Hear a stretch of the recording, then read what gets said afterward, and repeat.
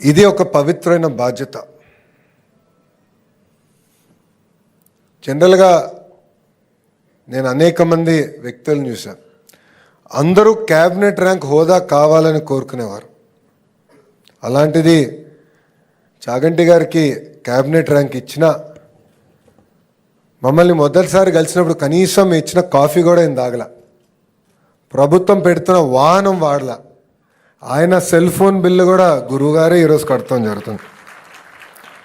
అలాంటి గొప్ప వ్యక్తి దగ్గర ఈరోజు పుస్తకాలు రూపొందించుకున్నాం. ఆ పుస్తకాలు మీ భవిష్యత్తు కోసం అందిస్తాం జరుగుతుంది.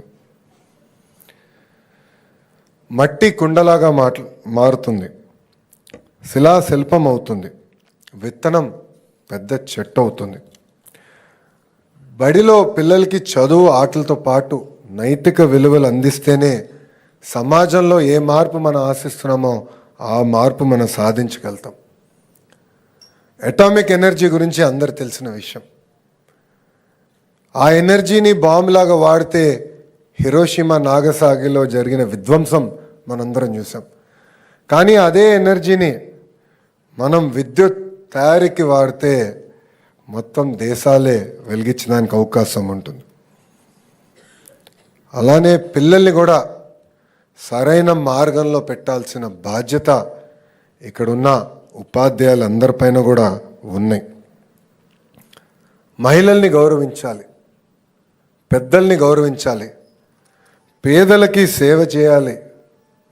కులం, మతం, ప్రాంతం అన్న పదం మా ఇంట్లో రాకుండా చేశారు నా తల్లి భువనేశ్వరమ్మ. ఆమె ఎప్పుడు కష్టపడాలి, నీ వంతు ప్రజలకి సేవ చేయి అని నాకు చెప్తూ వచ్చారు. ఈ కార్యక్రమానికి వచ్చే ముందల నేను కూడా మా మిత్రులతో ప్రజాప్రతినిధులతో మాట్లాడుతూ వచ్చాం. ప్రభుత్వం చేయాల్సింది మేము చేస్తాం, పుస్తకాలు రూపొందిస్తాం, చాగంటి గారు లాంటి గొప్ప వ్యక్తులతో ప్రవచనాలు వచ్చే విధంగా చేస్తాం. కానీ అది సరిపోదు. మార్పు అనేది మన ఇంట్లో మొదలవ్వాలి. తల్లిగా, తండ్రిగా మన పైన ఉన్న అతి పెద్ద బాధ్యత ఇది. తెలుగు భాషలో కొన్ని వాడక పదాలు ఉంటాయి. గాజులు తొడుక్కున్నావా, చీర కట్టుకున్నావా, అమ్మాయిలాగా ఏడవద్దు. ఇది ఎప్పుడు వాడినా నాకు చాలా బాధ కలుగుతుంది.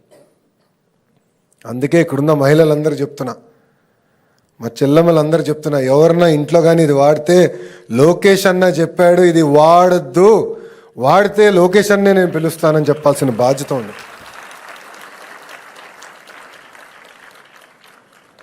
సమాజం ఎప్పుడు బాగుపడుతుందంటే మనం మహిళల్ని గౌరవించినప్పుడే బాగుపడుతుంది.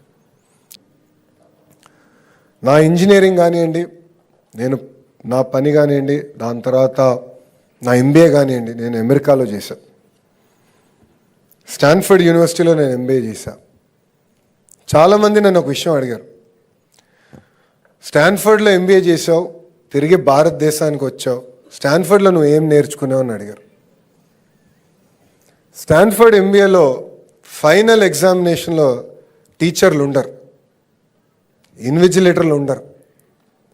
ఎగ్జామ్ పేపర్లు తీసుకొచ్చి అక్కడ టేబుల్ పైన, ఇంత పెద్ద హాల్ ఉంటే టేబుల్ పైన ప్రొఫెసర్ గారు పెట్టి వెళ్ళిపోతారు. మాకు ఒక ఆనర్ కోడ్ సిస్టమ్ ఉంది. ఆల్టర్నేట్ చైర్లో కూర్చోవాలి. నేను కాపీంగ్ కొట్టను, ఎవరైనా కాపీ కొడితే రిపోర్ట్ చేస్తాను. సుమారుగా అంటే 2 సంవత్సరాల్లో ఒక 30-32 ఎగ్జామ్లు మేము తీసుకుంటాం. ఒక్కరు కూడా కాపీ చేయాలి. అంటే ఆ రోజు మాకు అనిపించింది, ఒక విశ్వవిద్యాలయం మా పైన పెట్టిన పవిత్రమైన బాధ్యత ఇది. ఆ మార్పు నాలో తీసుకొచ్చింది. ఆ మార్పు సమాజంలో రావాలని బలంగా నేను నమ్ముతున్నాను. చాలామంది అడిగారు, విద్యాశాఖ నీకు అవసరమా అని. కఠినమైన శాఖ, ఉపాధ్యాయులు ఉంటారు, సంఘాలు ఉంటాయి. ఈ ఛాలెంజ్ నీకు అవసరమా అంటే వాళ్ళందరికీ ఒకటి చెప్పా, జీవితం అంటేనే ఒక ఛాలెంజ్. ఛాలెంజ్ లేనిది జీవితం లేదు. ఈరోజు కొన్ని సంఘటనలు మనం చూస్తున్నాం, చాలా బాధ కలుగుతుంది. మార్కులు తక్కువ వచ్చినాయి అన్నాం, లేదంటే ఇంట్లో తల్లిదండ్రులు గట్టిగా చెప్పారన్నో పిల్లలు కుమిలిపోయి ఏకంగా ఆత్మహత్య చేసుకునే పరిస్థితికి వస్తున్నారు.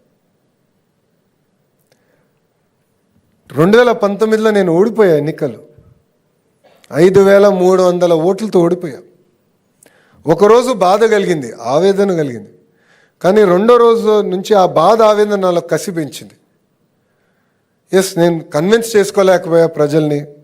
5 సంవత్సరాలు కష్టపడతా, తిరిగి వాళ్ళ మనసు నేను గెలుచుకుంటానని 5 సంవత్సరాలు కష్టపడ్డా. అనేక మంది అవమానించారు. జీవితం అనేది అదే, అనేక మంది అవమానిస్తారు, అనేక మాటలు మాడతారు. కానీ ఒక లక్ష్యం పెట్టుకుని పనిచేస్తే మనం అనుకున్న లక్ష్యం సాధించే శక్తి కూడా దేవుడు మనకిస్తాడు. తిరిగి అదే నియోజకవర్గంలో నేను 91,000 మెజార్టీతో గెలిచాను. శాసనసభ్యుడిగా నేను శాసనసభలో అడుగుపెట్టాను. అదే బాధ్యత నేను ఈరోజు ఒక విద్యాశాఖ మంత్రిగా స్వీకరించాను.